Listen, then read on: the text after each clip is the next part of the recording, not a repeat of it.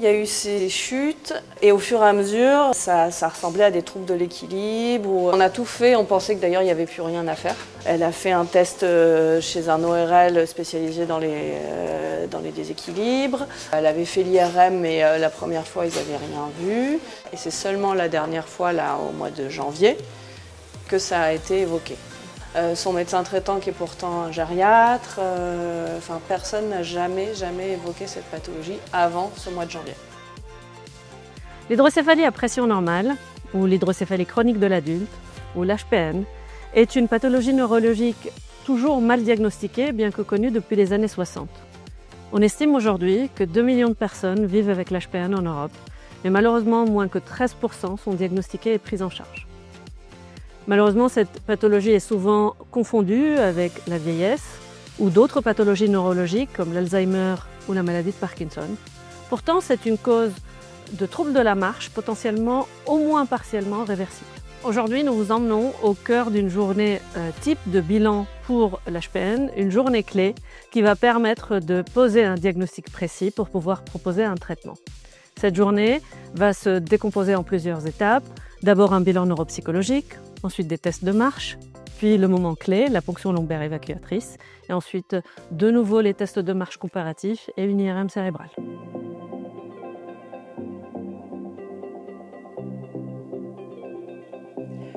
Le bilan neuropsychologique a pour objectif d'explorer les fonctions cognitives, plus particulièrement la mémoire, les fonctions exécutives, le langage et la vitesse de traitement, mais également le comportement et les émotions.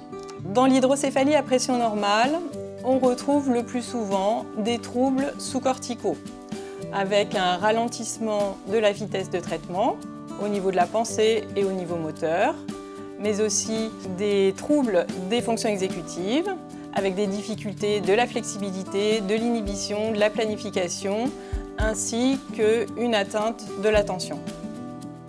On observe également une apathie qui se traduit par une perte des initiatives et une diminution de l'intérêt et donc des activités dans la vie quotidienne.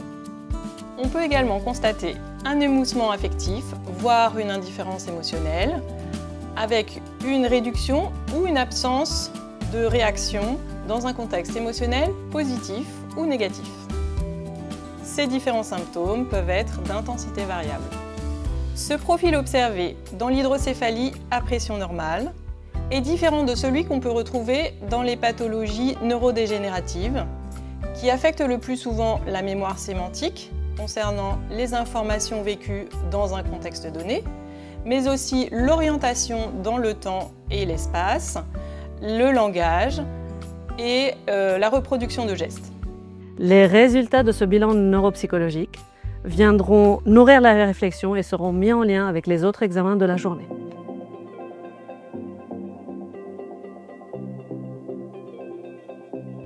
Place ensuite à l'évaluation de la marche, un pilier essentiel de ce bilan HPN qui va être réalisé par nos kinésithérapeutes. Dans l'hydrocéphalie à pression normale ou HPN, les troubles de la marche et de l'équilibre sont souvent les premiers signes visibles. Ils peuvent apparaître progressivement, de façon subtile, mais ils sont très caractéristiques.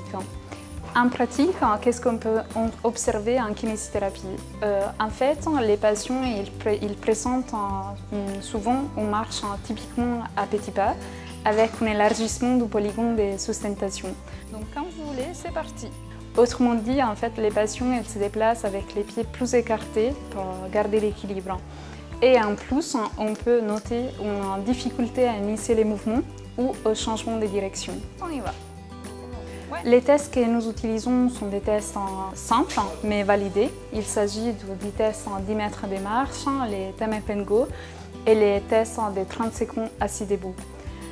Nous combinons du coup des données quantitatives comme les temps, la vitesse, le nombre de pas avec une analyse qualitative via la vidéo. Et cela, ça nous permet en fait de chercher un petit peu plus finement s'il y a des changements subtils à la marche. On y va. Ces épreuves nous permettent d'objectiver les troubles moteurs, mais aussi de détecter une éventuelle amélioration après la ponction lombaire. Donc, ce test diagnostique est vraiment un élément clé pour envisager la suite de la prise en charge du patient et donc en fait de pouvoir envisager une dérivation. Ces tests seront reproduits quelques heures plus tard, puis le lendemain, après le moment clé de la journée qui est la ponction lombaire.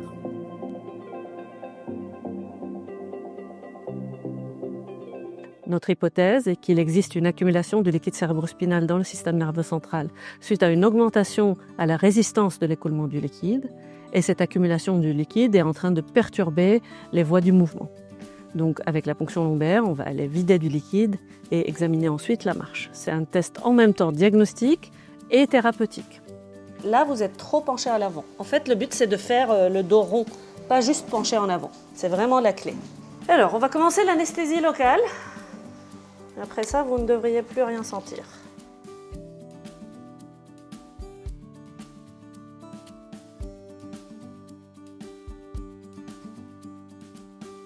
On est en train de vider. Si vous avez mal à la tête, vous nous dites. Hein? Ok, on va s'arrêter. Donc, l'évacuation du liquide que vous avez pu voir, c'est le liquide cérébrospinal, qui est complètement transparent, on va dire qu'il est eau de roche. C'est cette évacuation qui va nous permettre éventuellement de voir s'il y a une amélioration. On profite du recueil du LCS pour doser les marqueurs de biodégénérescence. Et il est important de noter que contrairement aux idées reçues, la ponction lombaire n'est pas obligatoirement douloureuse. On la fait sous anesthésie locale et dans l'immense majorité des cas, quand le patient est bien installé, qu'on prend son temps pour faire la ponction lombaire, c'est relativement bien toléré.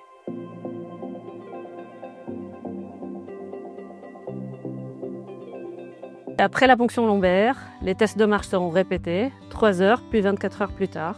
Toute amélioration, même minime, sera notée et précieuse pour le diagnostic. On y va. Comment vous vous sentez quand vous marchez? Donc on vient de refaire les tests en post-ponction lombaire et on voit déjà en fait avec la patient qu'il y a une amélioration au niveau de la marche, c'est-à-dire les passages du pas, ils apparaissent plus fluides. Les demi-tours, il est encore décomposé, c'est-à-dire que la patient réalise en plusieurs pas pour se tourner, mais les ballons du bras, par contre, il est préservé et la patiente, elle arrive à réaliser la même distance qu'on a faite ce matin, notamment dans les 10 mètres des marches, dans une façon plus rapide. Et ensuite aussi, dans les tests en 30 secondes assis debout, on peut déjà voir aujourd'hui que la patiente, elle a réalisé, il a eu en fait une amélioration de 20% par rapport à ce matin. C'est plutôt positif en fait pour la dernière évaluation que sera demain matin.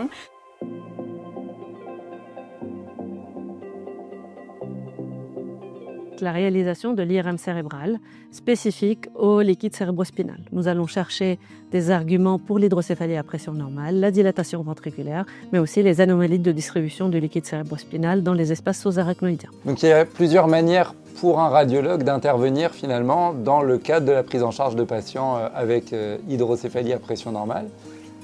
On peut avoir des neurologues, des médecins généralistes, parfois des neurochirurgiens qui nous adressent des patients en disant suspicion d'hydrocéphalie à pression normale. Ou ça peut être des médecins qui vont nous l'adresser pour des troubles de la marche ou autres, et chez qui on va découvrir à l'IRM des signes qui vont nous alerter. Alors c'est quoi le premier signe qui doit nous alerter chez ces patients? C'est ce qu'on appelle l'hydrocéphalie, c'est la dilatation des ventricules. La première chose qu'on doit vérifier, c'est est-ce que ce n'est pas dû à un obstacle? Est-ce qu'il n'y a pas un obstacle qui empêcherait le liquide de correctement descendre et donc qui élargirait en amont les ventricules? Quand on a éliminé un obstacle, qui est donc une des causes de dilatation des ventricules, on va chercher des signes un peu plus spécifiques, notamment d'une hydrocéphalie à pression normale. Le premier signe, finalement, c'est ce qu'on appelle la ballonisation des cornes frontales. Là, on va mesurer la distance séparant les deux extrémités des cornes frontales et en même temps, on va mesurer sur la même coupe l'espace séparant au maximum l'os pariétal et on fait un ratio et c'est ce ratio qu'on appelle l'index d'Evans. S'il est supérieur à 0,3, eh bien c'est un signe qui peut orienter vers une hydrocéphalie et à partir de là, on va essayer de rechercher les autres signes. Un deuxième signe que l'on va chercher, c'est notamment ce qu'on appelle la fermeture de l'angle calleux. Et à cet endroit-là, mesurer l'angle que forme justement le corps calleux. Si c'est un angle trop aigu, moins de 90 degrés, eh bien c'est un signe en faveur de l'hydrocéphalie à pression normale. Et puis maintenant, l'IRM, l'imagerie par résonance magnétique, offre des séquences de plus en plus perfectionnées qui nous permettent d'avoir de plus en plus d'éléments d'orientation. En dehors de ces séquences un peu morphologiques qui permettent de voir le cerveau, on va avoir des séquences un peu plus fonctionnelles. Et ça, ce sont des séquences qui sont assez récentes et qui sont ce qu'on appelle des séquences de flux et notamment qui permettent de quantifier le flux dans le liquide céphalorachidien. C'est ce qu'on voit ici.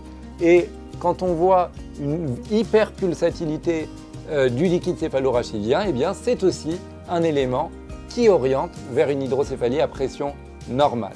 Donc pour conclure, eh bien on recherche en tant que radiologue à la fois des signes morphologiques et des signes fonctionnels qui vont nous faire dire oui, il y a une hydrocéphalie, non, ce n'est pas une hydrocéphalie obstructive, non, ce n'est pas parce qu'il y a une atrophie du cerveau, puisqu'on sait très bien que si on atrophie certaines régions du cerveau, eh bien, il va y avoir une dilatation compensatrice des ventricules.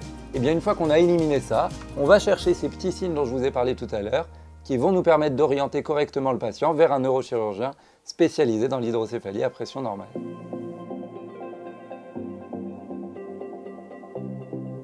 À la fin de l'hospitalisation, une fiche de recueil est remise au patient. Il va noter son ressenti subjectif pendant une semaine. Il est revu 2 semaines plus tard pour colliger l'ensemble des informations que nous avons pu recueillir pendant cette journée, dont le but est d'avoir un diagnostic clair pour pouvoir proposer éventuellement un traitement chirurgical qui consiste à l'implantation d'une dérivation du liquide cérébrospinal. Pour beaucoup de nos patients, la journée de bilan HPN est la première étape de leur amélioration. L'HPN est une maladie réversible. Pour certains patients, ce parcours diagnostique marque les débuts d'une amélioration tangible. Notre rôle est de ne pas passer à côté de ce diagnostic. Parlons de l'hydrocéphalie à pression normale, puisqu'un diagnostic précoce peut changer la vie.